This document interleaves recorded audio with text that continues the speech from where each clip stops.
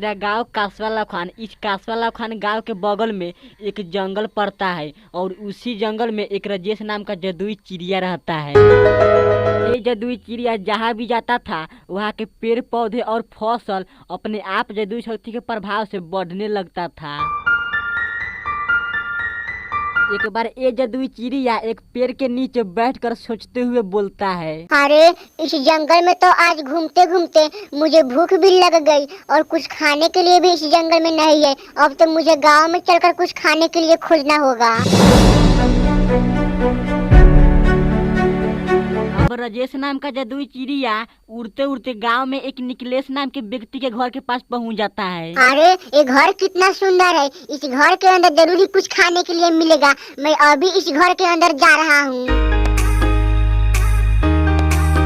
जदुई चिड़िया जैसे ही घर के अंदर आता है कि जदुई चिड़िया को कुछ अनाज रखे हुए दिखाई पड़ता है। जैसे ही दिखाई पड़ता है कि जदुई चिड़िया उसे खाने लगता है। जदुई चिड़िया अनाज खा ही रहा था कि निकलेश के बेटा राकेश वहां आ जाता है और फिर जदुई चिड़िया वहां से दूसरे कमरे में आ जाता है। फिर जैसे ही जदुई चिड़िया दूसरे कमरे में आता है कि निकलेश के पत्नी सीता भी आ जाता है और इस प्रकार जदुई चिड़िया को इस कमरा से भी जाना पड़ता है। इतना सुंदर चिड़िया मेरे घर में कहाँ से आ गया? अरे ये तो मेरे घर का सारा अनाज खा जाएगा, लेकिन कोई बात नहीं, कुछ अनाज खा के फिर से ही मेरे घर से चला जाएगा। इसके बाद जदुई चिड़िया फिर से ही उसी कमरे में जाकर एक कोना के पास छुप जाता है जहाँ कोई नहीं देख सकता है। अगले दिन निकलेश को एक बहुत अच्छा काम मिल जाता है और फिर निकलेश के घर में कुछ बदला हुआ दिखाई पड़ता है। देखो सीता, आज मुझे एक बहुत अच्छा काम मिला है। इस काम को कर लेने के बाद हमारे पास बहुत सारे रुपया आ जाएंगे। तो पापा उस रुपया से सबसे पहले मेरे लिए एक साइकिल खरीद देना। हाँ बेटा, मैं तुम्हारे लिए एक साइकिल खरीद दूंगा। तुम अपनी मम्मी के साथ रहना, मैं काम करने के लिए काम पर जा रहा हूँ। जब सीता अपने कमरे में जाती है तो देखती है कि प्लेट में रखे हुए अनाज चिड़िया खा रहा है। फिर चिड़िया को खाते हुए देखकर सीता बहुत ही क्रोधित हो जाती है।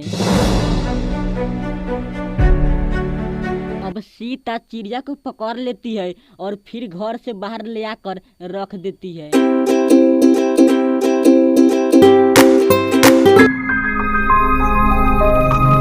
अगले दिन निकलेश को अपने काम में घाटा लग जाता है और एक भी रुपये की कमाई नहीं होती है, जिनसे निकलेश बहुत ही उदास हो जाता है।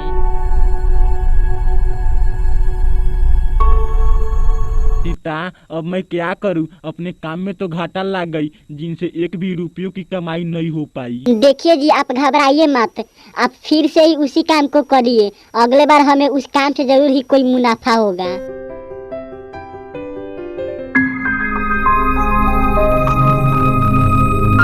कुछ दिन बाद राजेश नाम का जदुई चिड़िया फिर से ही निकलेश के घर में आ जाता है।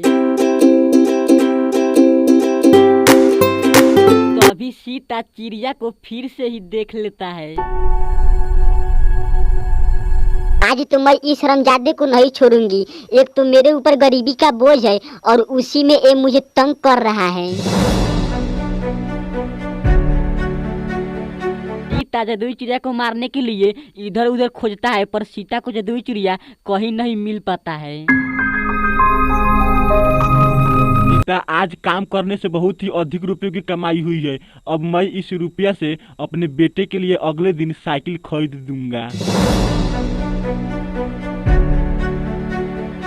फिर से ही सीता जदुई चिड़िया को अनाज खाते हुए देख लेती है और फिर पकड़ लेती है। इसके बाद सीता जदुई चिड़िया को घर से बाहर ले आकर छोड़ देती है। सीता, आज फिर से ही मुझे अपने काम में घाटा लग गई, जिनसे मैं अपने बेटे का साइकिल नहीं खरीद सका। सीता को कुछ भी समझ में नहीं आ रहा था कि आखिर ये क्यों कभी घाटा कभी नाफा हो रहा है। तभी उसे अचानक जदुई चिड़िया के बारे में कुछ याद पड़ती है। अरे मेरे पति के काम में कभी घाटा कभी मुनाफा हो रहा है। लगता है ये सब उस चिड़िया के कारण ही हो रहा है। अब मुझे उस चिड़िया का आने का इंतजार करना होगा। कुछ दिन बाद सीता के घर में राजेश नाम का जादुई चिड़िया फिर से ही आ जाता है और सीता फिर से ही देख लेती है। अब की बार सीता चिड़िया को कुछ नहीं करती है क्योंकि सीता समझ गई थी कि ये कोई जरूर ही जादुई चिड़िया है। सीता, आज मुझे पहले से बहुत ही अधिक रुपये की कमाई हुई है। अब मैं तो कल ही जाकर अपने बेटे के लिए साइकिल खरीद लाऊंगा। निकलेश काम करने के लिए जा ही रहा था कि तभी चिड़िया को अनाज खाते हुए देखकर रुक जाता है और फिर उसे पकड़कर घर से बाहर रख देता है, जिनसे जादुई चिड़िया उदास होकर फिर उड़ जाता है।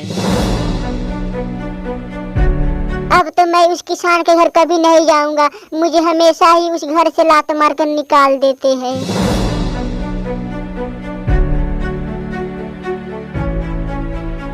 अगले दिन निकलेश को फिर से ही अपने काम में घाटा लग जाता है। सीता, अब तो मुझे कुछ भी समझ में नहीं आ रहा है कि कभी घाटा कभी मुनाफा ऐसा मेरे साथ क्यों हो रहा है। सीता जादुई चिड़िया के बारे में अपने पति निकलेश को सब कुछ बताने लगते हैं। तो क्या वो जादुई चिड़िया अब नहीं आ सकती है? देखिए जी, ये सब तो मैं नहीं बता सकती हूँ, लेकिन हो सकता है अगर हम सब इंतजार करेंगे तो वो आ सकता है। हाँ सीता, तुम सही कह रही हो। अब हम सबको मिलकर उस जादुई चिड़िया का इंतजार ही करना चाहिए। हो सकता है कहीं आ जाए।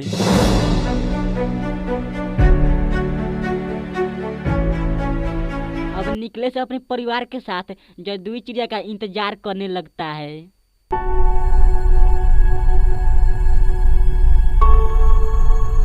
निकलेश अपने पत्नी और अपने बेटे के साथ जादुई चिड़िया का कई दिन तक इंतजार करता है, पर जादुई चिड़िया नहीं आता है, जिनके कारण सब दुखी हो जाते हैं।